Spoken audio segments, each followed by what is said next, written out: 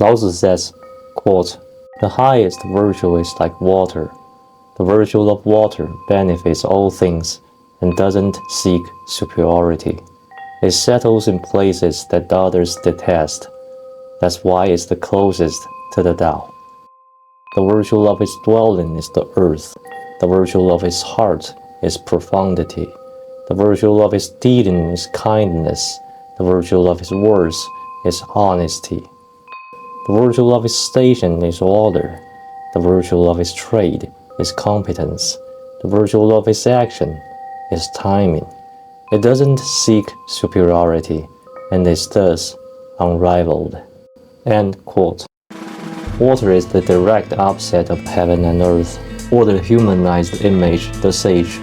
The sage doesn't bend, but is empty on the inside. On the other hand, water is soft. It breaks into pieces against the tiniest obstacles, but always comes back together, and on the way to the deepest ocean it goes. It takes in everything that comes, and takes them on the journey. Dirt, tree branches, pollution. It changes shape, color, smell. Everything about it is bound to change, but doesn't change its course. For everything we do, there's a virtue in it. It benefits us, just as water benefits all things. But it's not just benefits for us to claim from having virtue. Water settles in places that others detest. This is perhaps the most interesting part of the whole passage. Where does water go? Ditches, sewers, low ground, places that put you in a disadvantage. That's why people detest it.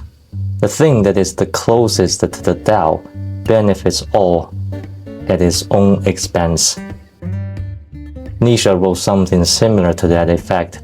In Gay Science, he wrote, "When you have a virtue, a real, whole virtue, and not merely a many instincts for some virtue, you are its victim.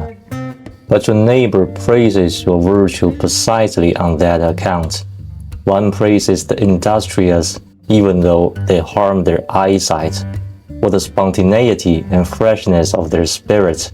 One honors and feels sorry for the youth who has worked himself into the ground, not for his own sake, but because a devoted instrument, ruthless against itself, a so-called good man, has been lost to the society by his death."